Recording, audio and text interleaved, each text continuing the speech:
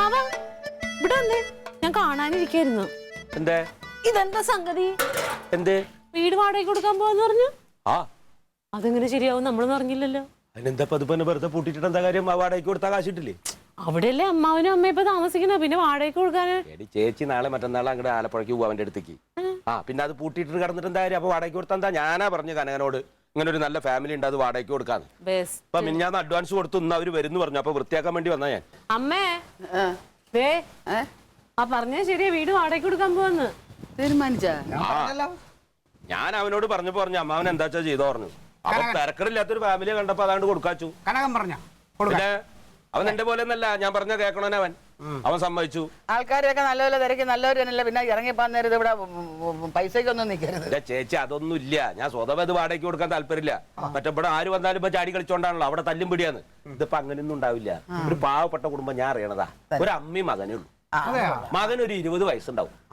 ഡൈവോഴ്സാ. ചെറുക്കന് ജോലിയല്ലോ ഉണ്ടാ? മോൻ ഡൈവോഴ്സ് ആയതോ? ഇല്ലാന്ന്, അമ്മ ഡൈവോഴ്സാണ്. ആള് മോശമായിരിക്കൂലല്ലോ. അല്ലടി പാവാത്. ആ ചങ്ങാതി ശരിയല്ലാഞ്ഞിട്ടാണ് വേണ്ടാന്ന് വെച്ച് പോയത്. എത്ര വയസ്സ് വരും?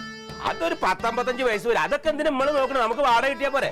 അവരിപ്പൊ ഇന്ന് വരുന്ന പറഞ്ഞു, വേഗം റെഡിയാക്കണം, കുറച്ച് ബക്കറ്റ് വെള്ളമൊക്കെ എടുക്കാൻ നോക്ക്.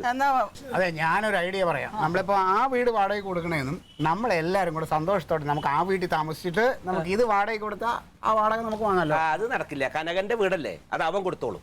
അമ്മാവാ, ഈ അമ്മാവനും എവിടെ പോയി താമസിക്കും? അതിപ്പോ ജമന്തി അവിടെ ഒറ്റയ്ക്കല്ലേ ഉണ്ടാവുള്ളൂ. അതുകൊണ്ട് ചേച്ചീനെ അങ്ങോട്ട് കൊണ്ടുപോകാനാവാൻ പോണ്. അല്ല, അപ്പൊ അവിടെ ഒരു ആൺതുണ വേണ്ടേ എന്തായാലും? അപ്പൊ അമ്മാവനും കൂടെ അങ്ങോട്ട് പോണല്ലേ നല്ലത്. ഇവിടെ ഞങ്ങൾ നോക്കിക്കോളാലോ. അതെന്തിനാ? അവൻ വൈകുന്നേരമായി വരില്ലേ? എനിക്കിവിടെ ഈ വീടിന്റെ കാര്യങ്ങൾ നോക്കണ്ടേ? അപ്പൊ അമ്മാവനോട് നിൽക്കാം, അവിടെ പോയി താമസിക്കാനോ? അത് പറ്റില്ല.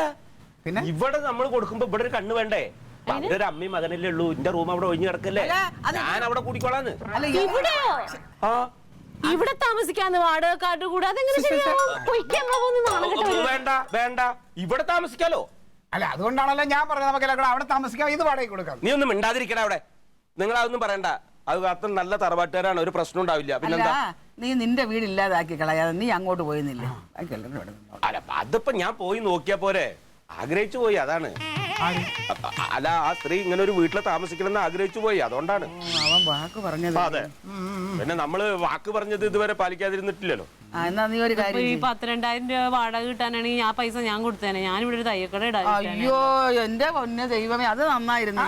അയ്യോ, അങ്ങനെയൊക്കെ ചെയ്താ പിന്നെ സ്വന്തം പെങ്ങള് നന്നായി പോകൂലേ? അതൊന്നും അവൻ ചെയ്യൂല. അങ്ങനെ 2000 റുപ്യ വാടക കൊടുത്തിട്ടൊന്നും സ്വന്തം വീട്ടിലിരിക്കേണ്ട ആവശ്യമില്ല. അപ്പൊ അവിടുന്ന് എന്തെങ്കിലും കിട്ടിയ 2, 3, 3000 റുപ്യ വേണമെങ്കിൽ ഞാനങ്ങോട്ട് കൊടുക്കാവുള്ളൂ മാസം മാസം.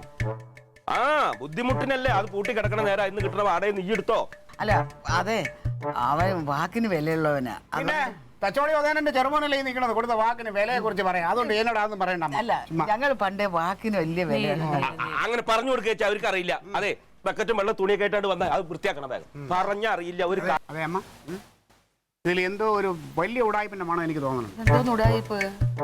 അത് ഞാൻ ചോദിച്ചോട്ടെ, നിനക്ക് 3000 രൂപ തരാന്ന് പറഞ്ഞല്ലോ ഇല്ലേ ആ വാടക കാശിന്ന്? ചുമ്മാ അമ്മാവൻ കയ്യിൽ നിന്ന് എടുത്തു തരുമോ? ഇത് വാടക പാർട്ടിയുടെ നല്ല തുക വാടകയ്ക്ക് അമ്മാവൻ കരാറാക്കി വെച്ചിട്ടുണ്ട്. അതിൽ നിന്നാണ് നിനക്ക് തരാന്ന് പറയണത്. ഇത് കണക്കാൻ അറിയില്ല. എഴുതാപ്പുറം വായിച്ചു തുടങ്ങി. നിങ്ങൾക്ക് വേറെ ഒരു പണിയില്ല എന്റെ ക്ലീറ്റോ. എന്റെ അമ്മാവൻ എന്നോട് സ്നേഹം ഉള്ളതുകൊണ്ട് എന്റെ കഷ്ടപ്പാട് കണ്ടിട്ട് പൈസ തരാന്ന് പറഞ്ഞു, അല്ലാതെ അതിനപ്പുറം വേറെ ഒന്നുമില്ല അതിനകത്ത്. ആണോ?